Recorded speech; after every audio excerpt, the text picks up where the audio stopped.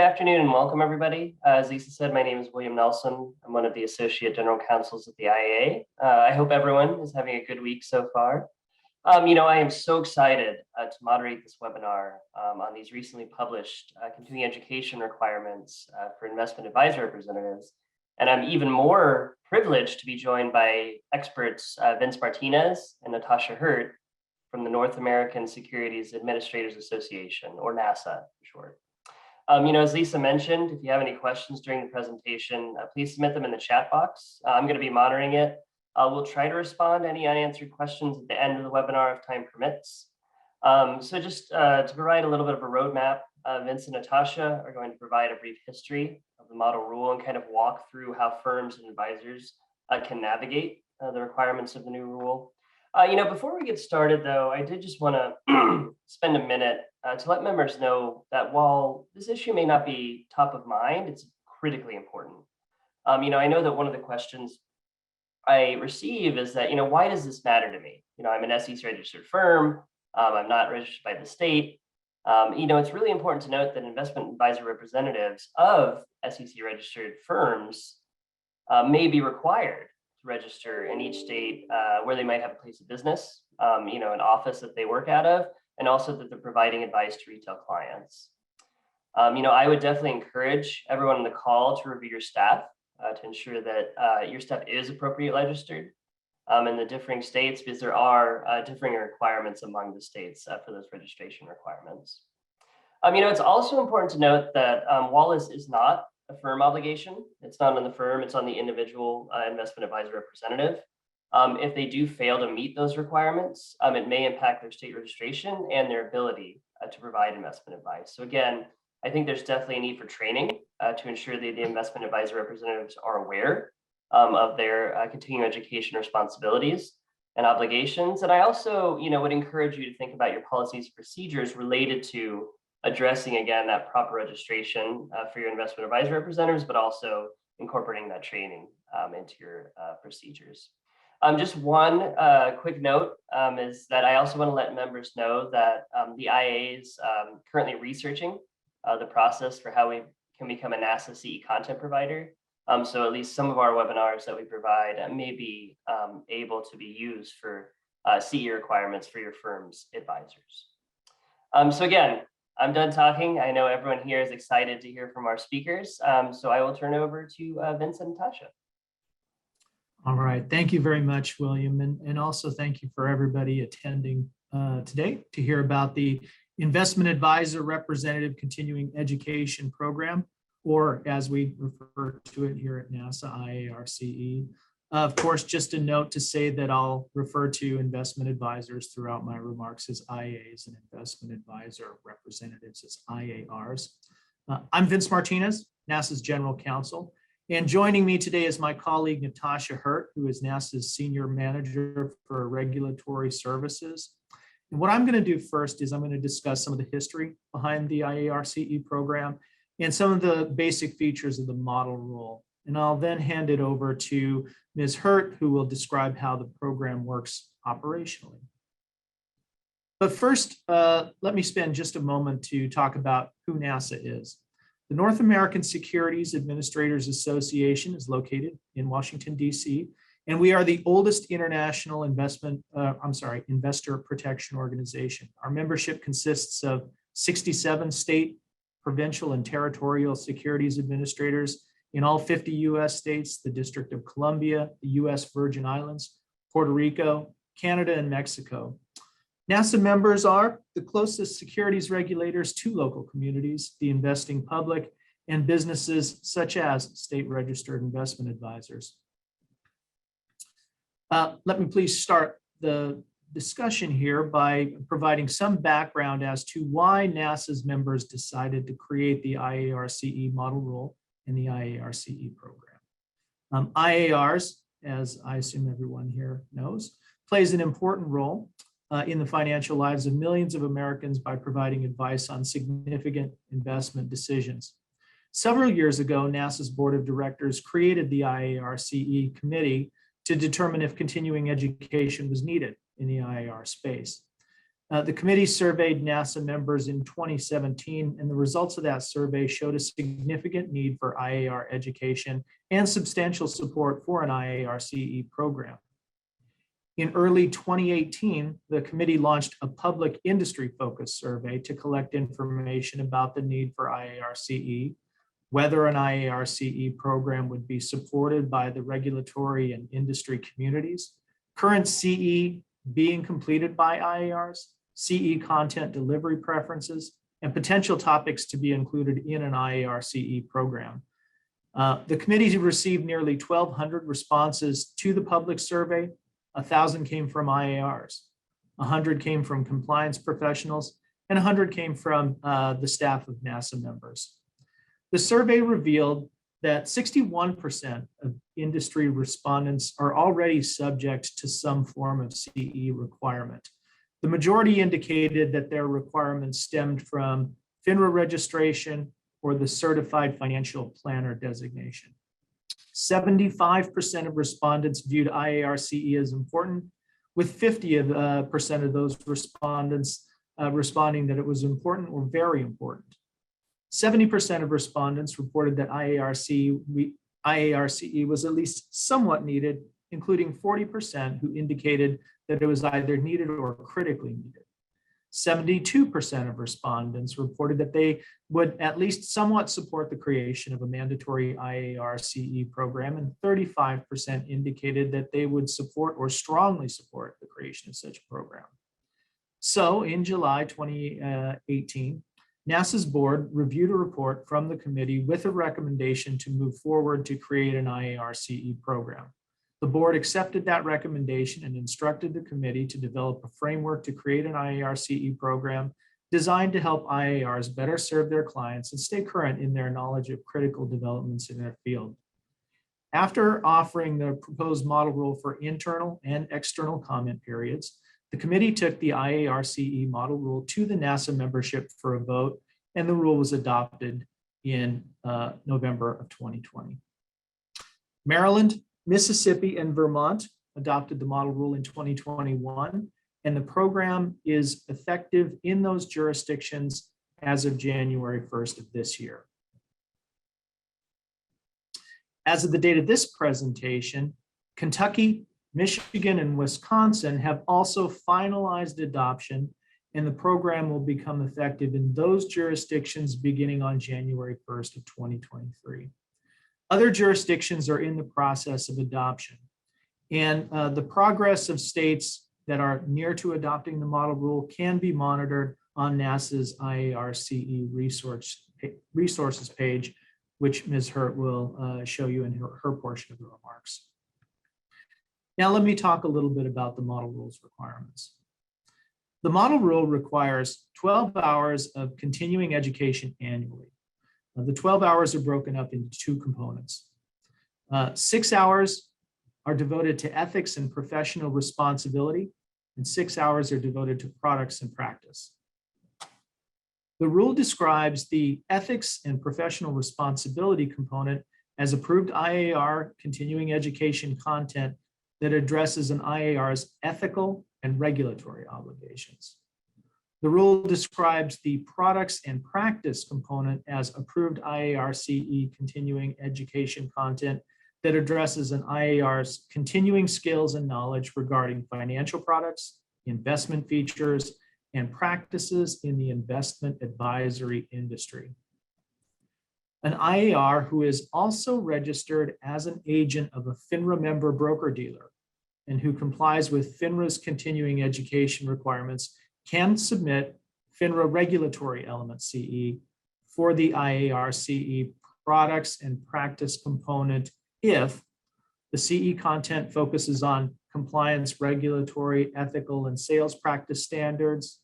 The CE is derived from state and federal investment advisory statutes, rules, and regulations, securities industry rules and regulations, and accepted standards and practices in the financial services industry. And the CE content requires that its participants demonstrate proficiency in the subject matter of the educational materials.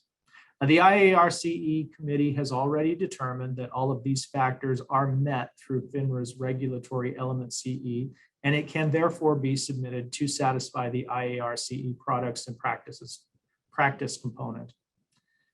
CE courses that an IAR takes to maintain his or her professional designations may also count. However, they must be, they only count if the provider and courses are individually approved for IAR CE credit, and if the course roster is submitted for IAR CE tracking. An IAR can complete more than 12 hours of CE if they desire. However, excess credits may not be carried forward into a subsequent reporting period. If an IAR subjected to the IAR CE requirement does not complete his or her 12 hours of CE by the end of the first calendar year, they will renew with a CE status of deficient. An IAR can continue in business and their registration status will not be impacted when their CE is in a deficient status, meaning that they are 12 hours behind. However, IARs that do not complete year 1 or year 2 of CE requirements will fail to renew at the end of the second year. In this instance, the IAR must stop all business that requires registration until the CE requirement is caught up, submitted, and the IAR has undergone the registration process again. IARs are not exempt from CE requirements based on factors such as length of experience and/or professional designations, and the model rule does not contemplate any automatic exemptions. The model rule also does not distinguish between IARs associated with a state-registered IA or a federal IA. All IARs registered with a jurisdiction that adopts the model rule must comply, even if they're not domiciled in that state. So let me now hand this presentation over to Ms. Hurt. Thank you, Vince. So before I dive into the granular details, I wanted to explain the IARC program at a macro level. And I think this slide does it. As you'll see in step 1, the first step is for the IAR to choose an authorized course from an approved provider. You'll see that I have or firm in parentheses, and I do that because depending on the firm and their structure, the firm could choose to contract with an IAR CE provider and therefore have their IARs fulfill the requirement through that provider. So I do tell IARs to first check with their firms internally to see if there are any policies surrounding that before signing up independently. So after that, you will see step 2. So after they have picked an approved provider and picked an approved course, they must successfully complete an assessment. And unless the provider met a specific type criteria at the time of course application, the course assessment will require IARs to obtain a 100% on the assessment after unlimited attempts. So the IAR can take the course assessment until they score a 100, but they must learn each correct answer to every question on the assessment. So after you've chosen a course provider, after you've chosen which approved course, and you take the assessment, step 3 is for the provider, whomever that may be. If that is a vendor the firm has chosen or a vendor the IAR has chosen, will submit that course roster for the IAR.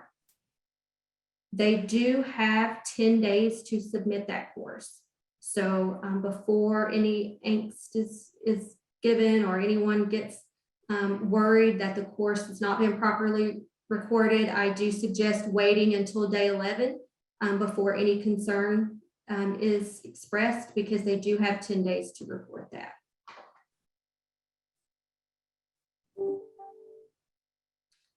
So where can you find approved providers? And this is NASAA's website, which is nasa.org.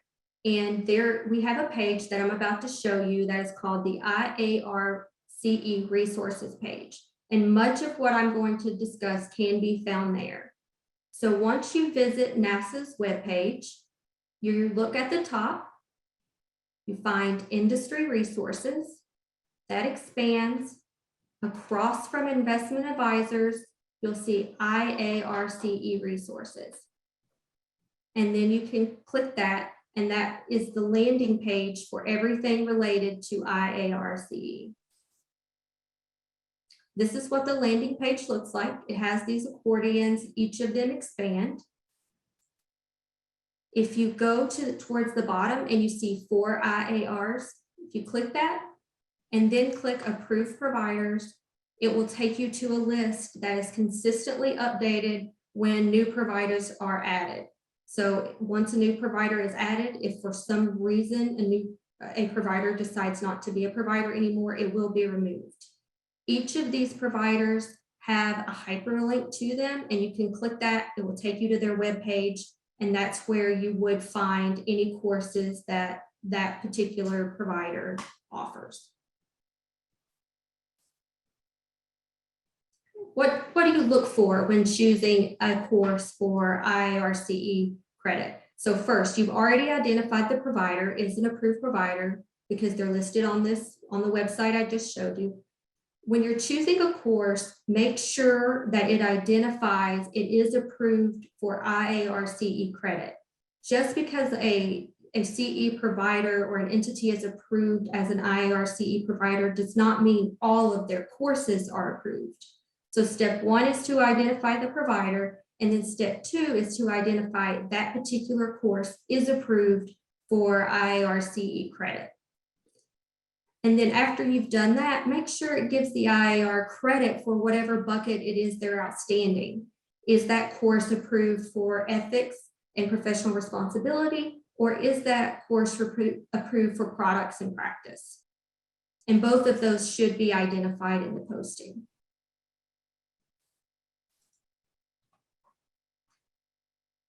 Now, how does an IAR know that a course has been reported? I've already expressed that the vendor has 10 days to report it, but how can the IAR confirm that?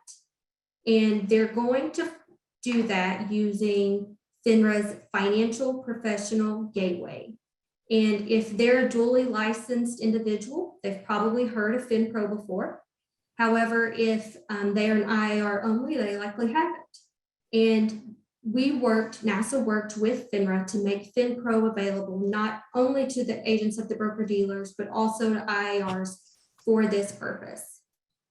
And this is a way that the IAR can actually log in themselves and create an account and self-monitor their progress and see what has been reported and what has not yet been reported.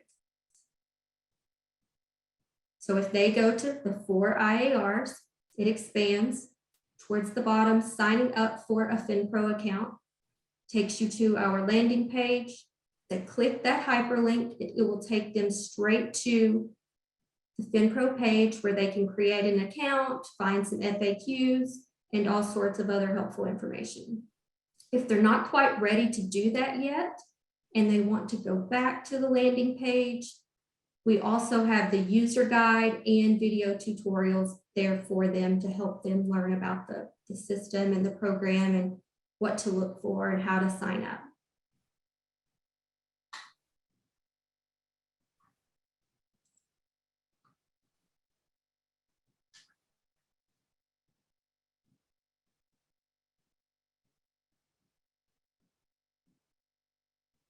So just a few helpful items for them that can be found on the IARCE resources page related to setting up a FinPro account. Once they've created a FinPro account, this is a view of what they can see. I'll just note really quickly, all information in here is just made up data. That's true for the next couple of screenshots as well. This isn't real information. But here you will see the individual logged in has already completed their IARCE requirement. You can see that right away because you see the green complete pill. That would be yellow if it was in progress, or red if they were behind. And in this screenshot, this particular individual took more than 12 credit hours of CE. So as you see, the rosters were submitted. It's still in their transcript.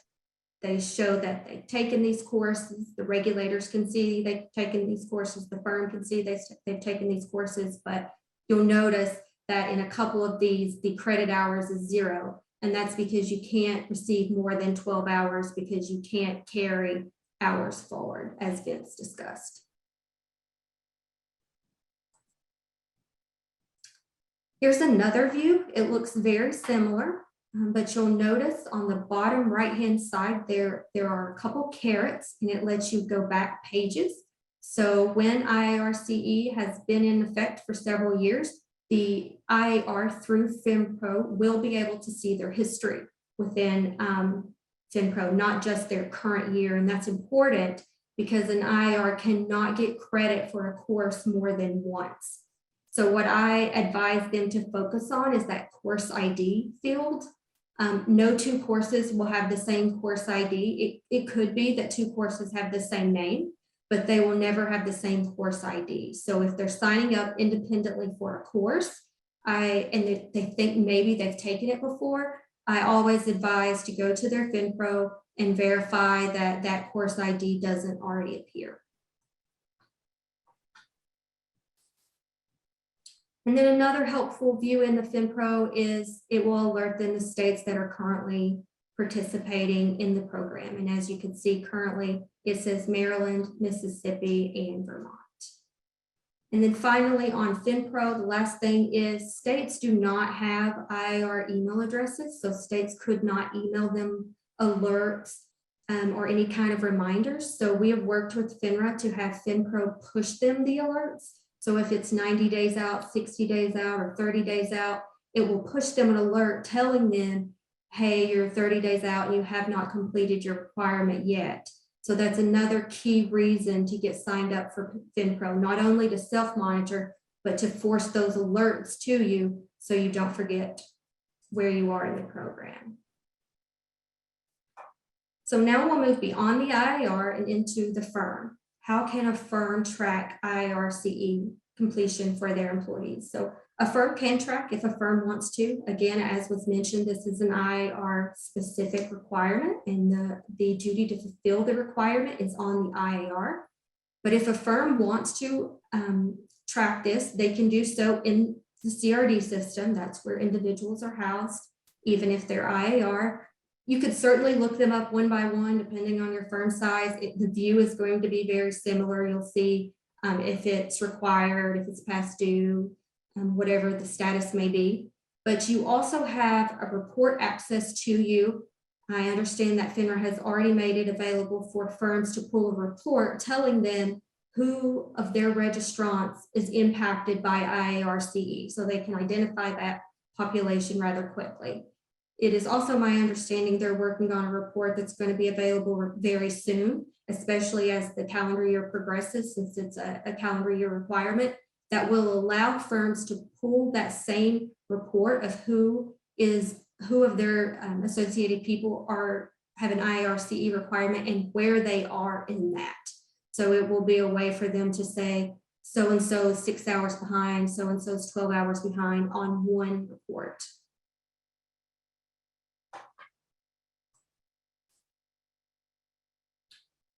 A question I've been getting recently is, can a firm be an IAR CE provider? And the answer to that in short is yes. So there are no parameters around saying only a certain industry group or a certain group of people can be a provider. There's certainly parameters around if any entity can be a provider, you have to meet certain requirements, but a firm could meet those requirements. So if a firm decides they want their internal firm trainings to count for IAR CE credit for their associated persons, they can apply.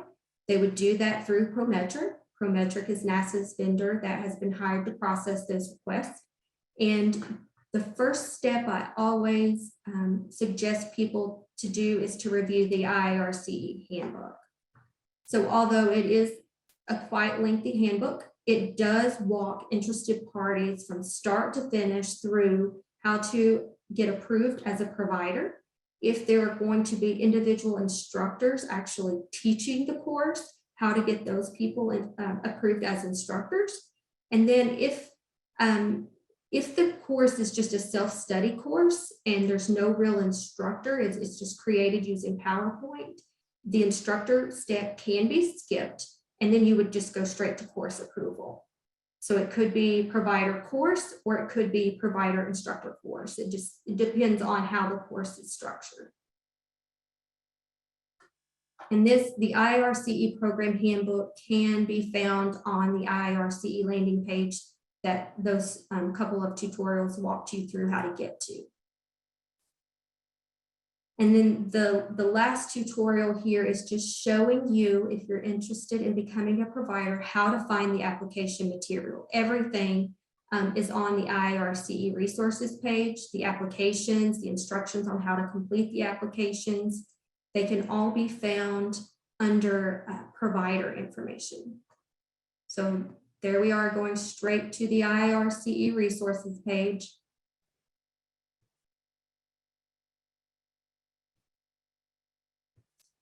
For IAR CE providers. And there are the FAQs, the instructor and course applications, and the provider application information. And again, all of that information, although you find it on NASAA's website, once it's submitted, and you'll see this if you complete the application, it is sent to Prometric, and Prometric is the contact for that application procedure. Once a firm, instructor, or course gets approved, at that point, they would be contacted by FINRA, and they would get their credentials to upload a roster, and that's how the course completion would tie to the IAR's CRD record.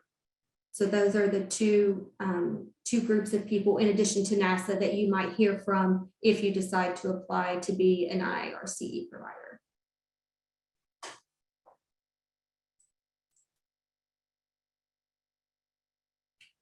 Okay, William, that's all I had. I don't know if you want to pose any questions or what you would like.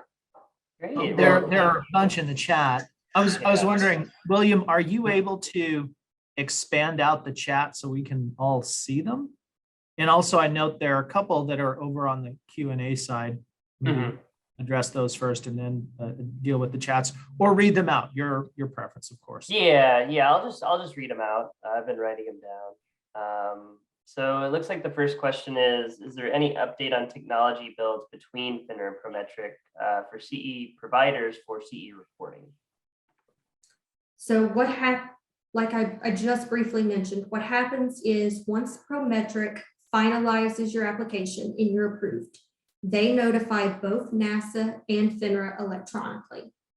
From there, FINRA reaches out to the provider and sets up the provider's credentials and provides a brief training on how to upload rosters. It is, I will say, it is a little bit different when you already have a CRD number. So if you're an IA firm, for example, and you already have a CRD number, what will happen is your permissions will change some. So the process is slightly different than just an external CE provider that doesn't have CRD credentials. So it's still pretty smooth. I've gone through the training. It's pretty intuitive, drag and drop. You have a couple of options. You can do the manual upload where you do the drag and drop of the Excel spreadsheet, or you can set up a process to have an API fed into it if your volume is high enough to warrant that. Great. It looks like the next question is, and I think you may have mentioned this, but do you know the name of the report that's available on CRD that provides that list of investment advisor representatives of IARs that are subject to the requirement and where they are in the process? I don't know the name of it because unfortunately I don't have access to reports as a NASAA staff person, but they being FINRA, who developed it for us, tells us there is a template report already out there for firms to identify the population. What isn't currently there, but will definitely be there soon, is that population plus how many hours are outstanding in that same report. Okay. The next one is, will FINRA make the IAR CE reports accessible on the CRD side of the RIAs? ARD, CRD account. So do you mean, because are they saying that it's in IARD, but it's not in CRD? Because they're, I think that looks like what the broker-dealer? question states, yes. the IAR is an associated person of the IA, so I don't know that it would, the broker-dealer would be afforded the opportunity to pull that report if they're totally separate from the IA. Got it. Okay. And that makes sense. Looking at it, I think a lot of the questions we received is kind of around registration. I think that, and I can start and turn over to you, Vince and Natasha. Some of the questions we received is, I think it's important to note that notice filing is separate than AIR filing. So notice filing is at the firm level. And that has its whole requirements. And then depending on whether, again, there's differing state requirements, but it could be, have an office in the state. There's de minimis requirement for certain number of clients, providing investment advice on the retail side. But it is important to note that, even if you're notice filed in every state, it doesn't mean you're going to have to, all your IARs are going to have to do CE in every state that has the model rule enacted. So I think that's an important note to make. But Vince, Natasha, if you want to talk about that a little bit, just kind of, because I think some of the questions are, if we have 3 IRs registered in Mississippi, do all our IRs have to do CE, even if they're not registered in Mississippi? And, those kind of questions. So if you could kind of address those. Sure.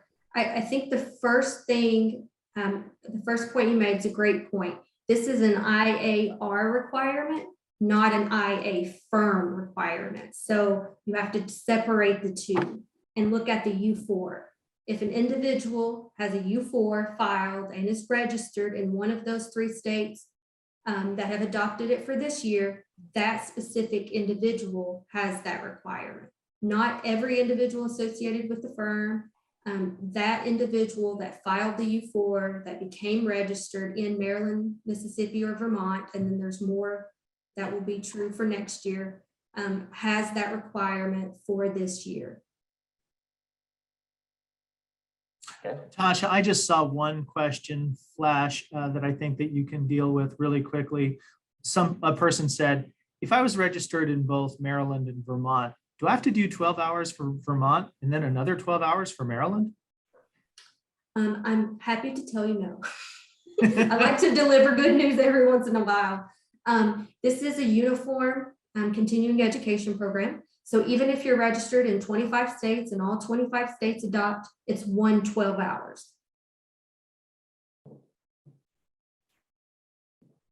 Great. Another question that I saw, and this has come up previously as well, is that kind of those voluntary designations you both talked about. So, obviously, previously being at CFP board, a lot of CFP professionals, CFAs, CHFCs. So can you kind of talk about, and Natasha, it was either you or Vince, I believe, mentioned that there is no, you can't get the same credit, but you could apply it towards your, just because you're getting that CFP credit doesn't mean it will automatically equate to the IAR CE credit, but you could apply it towards it. So can you talk about that a little bit, kind of those voluntary trainings that people are doing for their voluntary certifications? So if you do hold one of those professional designations, the courses that the CE that you take to hold those may also count if that course has been approved. And to help support those courses being approved, the NASAA IAR CE program has actually allowed a deviation from the 100% passage rate to, we will honor, for example, CFP's assessment practices. So in an effort to further support allowing courses to count that they're taking for these professional designations, instead of the CE vendor, if you will, having to give the IAR 2 different assessments because CFP says you have to take an assessment this way and NASAA says you have to take an assessment this way, we have agreed to accept the other designations assessment style to be less burdensome for the IAR. So it could count. So credit they're taking could count, but that course has to have been approved by Prometric. And we do know vendors are pursuing that. And it's my understanding they will tell them if that upon enrollment of the course, if that course counts for, this designation and IAR CE. If it doesn't say that, it may not. Got it. No, that definitely makes sense.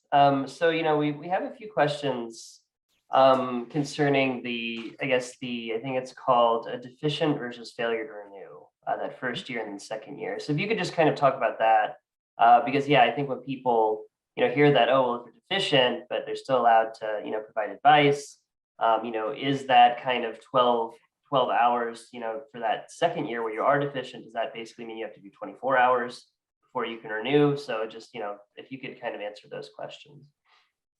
Sure. So the key thought is there's a status for registration and then there's a status for CE. It's not one and the same. So in that second, if you do not do that first 12 hours, and I know this is different than other CE requirements, so I understand why this concept is a bit confusing. But if you don't do that first 12 hours, the IAR will renew. Their registration status will renew, but their CE status will say deficient.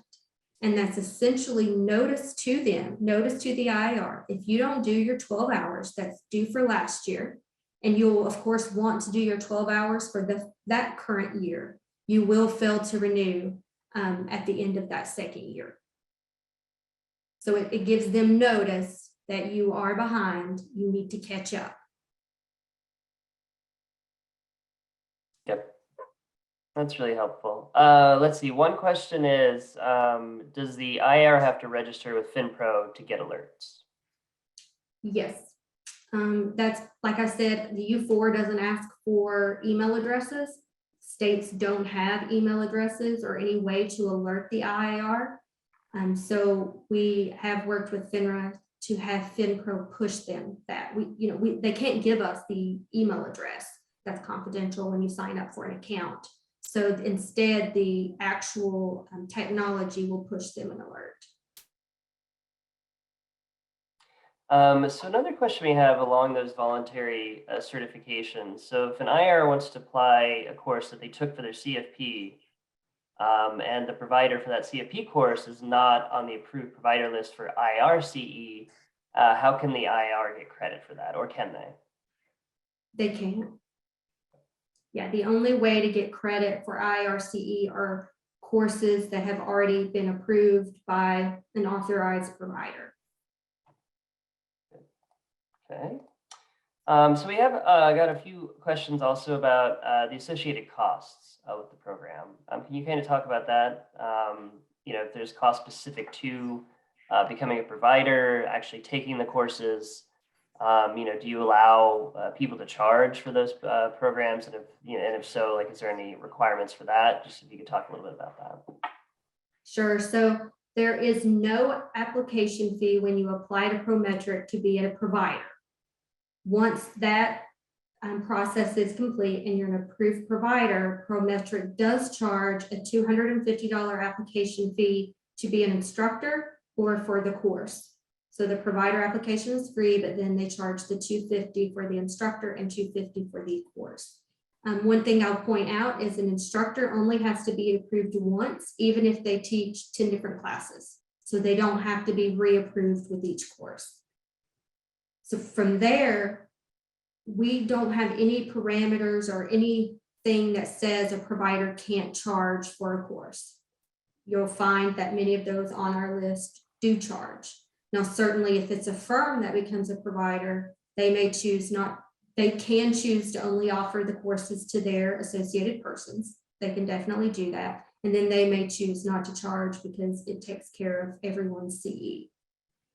From there, when the course is reported, whether that be by the CE provider, by the firm who is the provider, or whomever, and the roster is uploaded, there is a $3 per credit hour per person roster fee.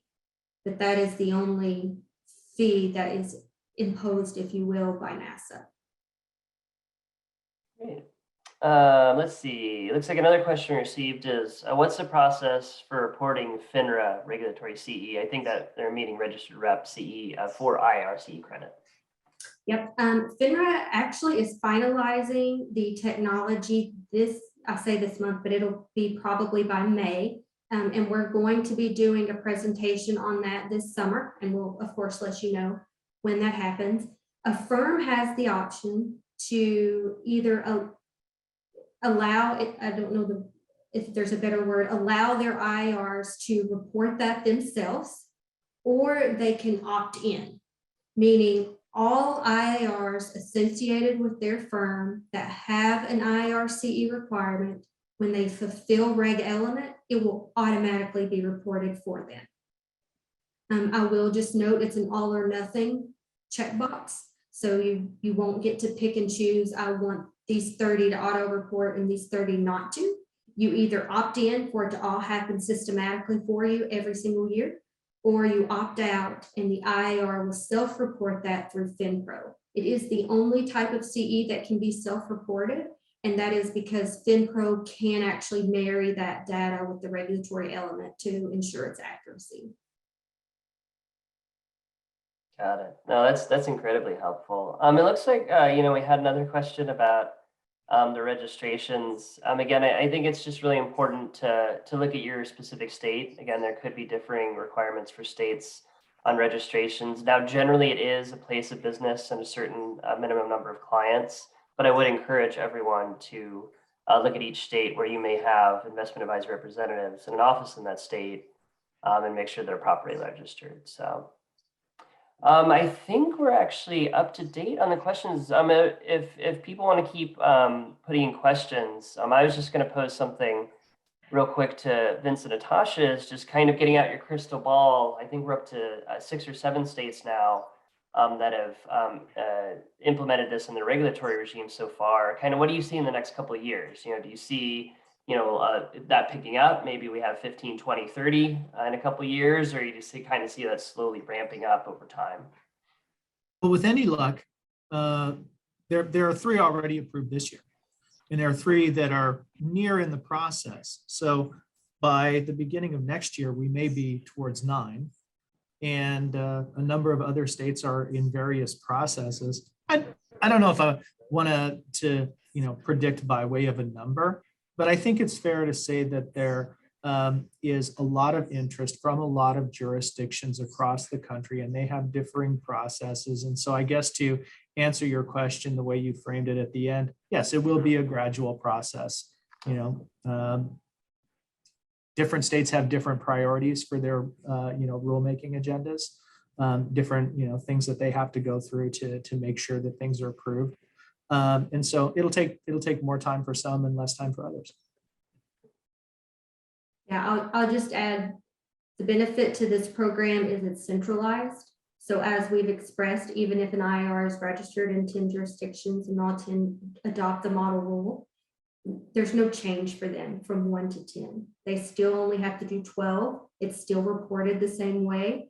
The fee doesn't change. So the benefit, even if that number grows, is the impact is minimal. Got it. Yeah, no, that's incredibly helpful. Looks like we had another question. If an IR took their FINRA regulatory CE in 2021, can they now submit that for credit this year?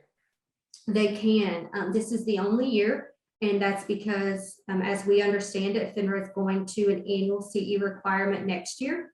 But because right now, I think it's every 3 years, we understand that they may not have any due this year. So the way it's phrased for this year is if their regulatory element is considered satisfied, they can submit that for credit for the products and practice this year, even if they took it last year or the year before. Okay. Looks like we have another question. Does Prometrics review include a review of the course assessment and the course's passing score requirement? It does, because if the course is only applying for IARCE credit, your assessment requirement is you have to score 100. Now the IR can take that unlimited times, but the IRCE committee wanted to know that the IAR knew the correct answer to every question before they left the course. If the course is looking for that waiver, if you will, because it's approved through CFP or one of the other 4 designations, they have to note that on the application. So Prometric will know how the assessment is structured.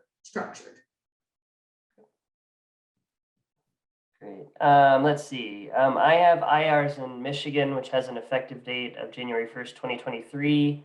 Does that mean that my IRs have the entire year to complete the CE? Yes, don't have them do any this year because it won't count, but starting 1/1 of 2023, they have until December of 2023 to obtain those 12 hours. Okay, it looks like we got another question about the FINRA report. It looks like they said they logged into IRD and they weren't able to see that IRC report anywhere.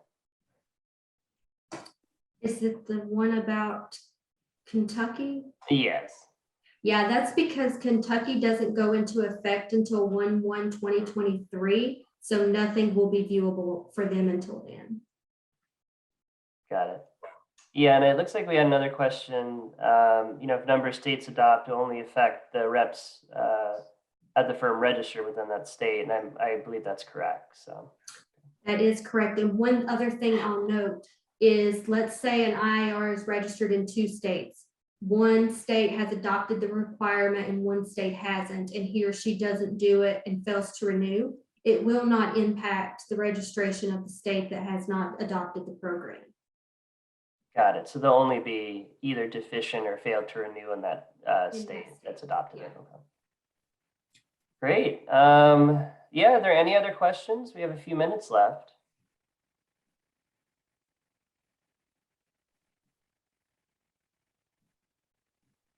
I guess while we're waiting, Vince, Natasha, did you want to, just say anything to our members about, this program?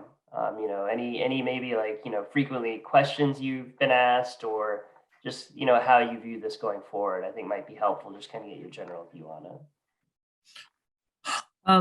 I'll start. I'm further divorced from it than Tasha is, but one of the things that we heard a lot about was various firms having questions about what kinds of content they can register and what those, because lots of firms have different sorts of formats, and I believe the course book should be able to answer most of those questions for them.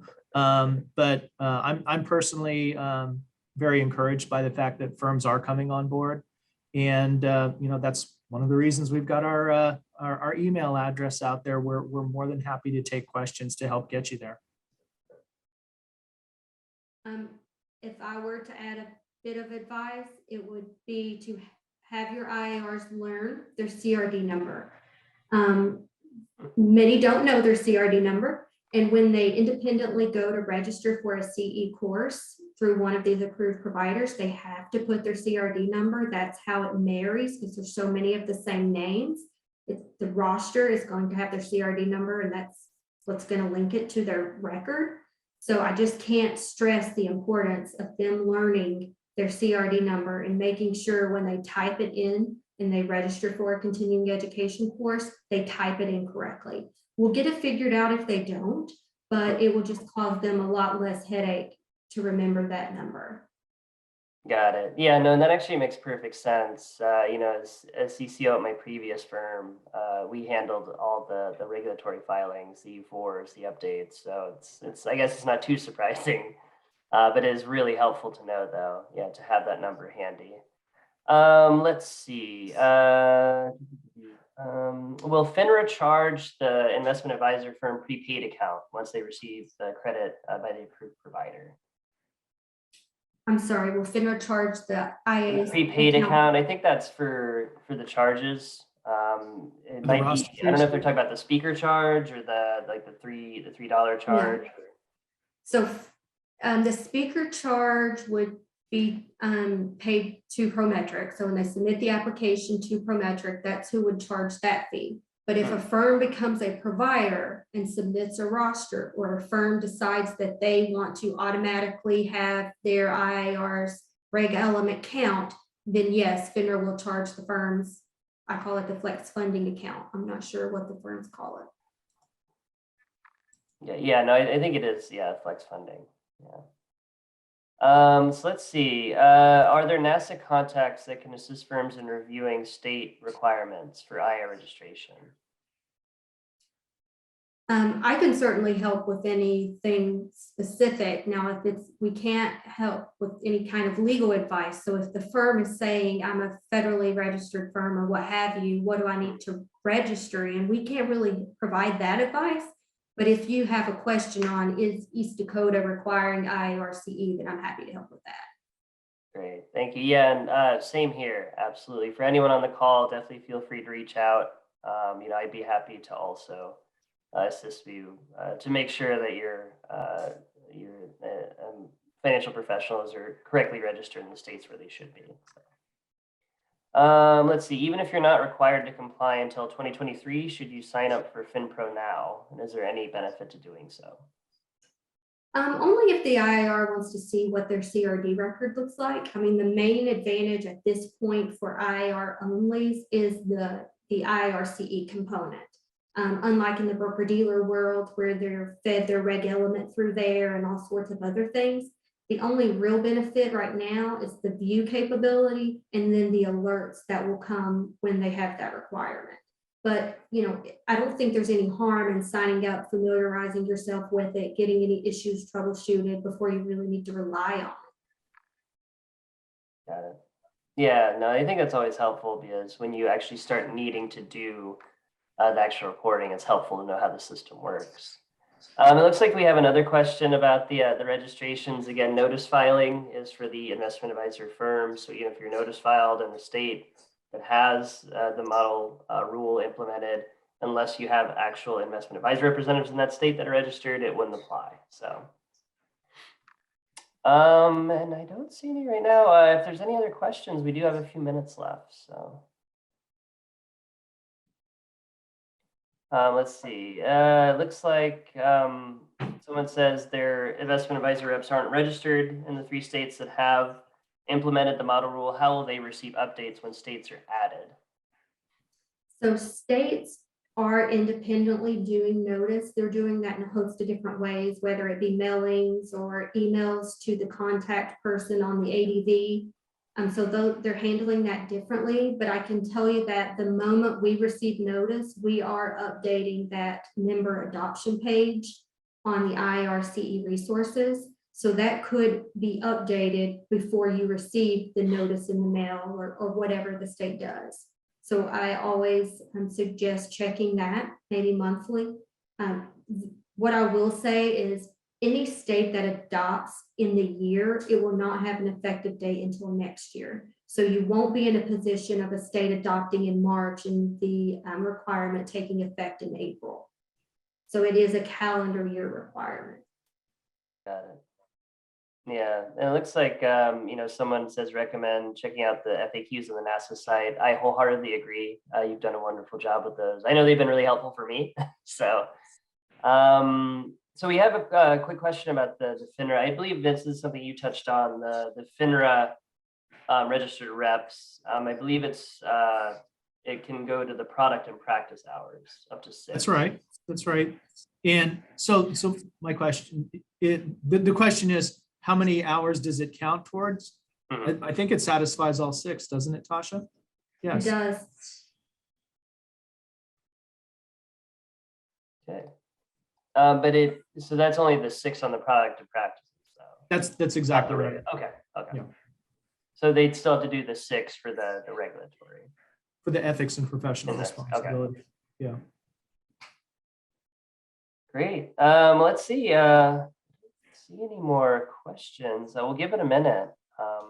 But while we're waiting, I just want to thank you both, Vince and Natasha, so much. I know this was a huge undertaking. I know it's really important. I know historically, investment advisor reps haven't been subject to these requirements like registered reps or broker dealers. So I know it's so helpful, especially for me, for our members, to hear experts like you come in and talk about, how to meet those requirements, and kind of help us with that process. So I don't see any other questions. So Vince, Natasha, any parting thoughts or? No, just if you ever have a question, you're welcome to email this iarce@nasa.org. And we'll be happy to respond with those with any information we may have. Great. Well, hey, thank you so much again for your time and expertise. I think this has been incredibly helpful.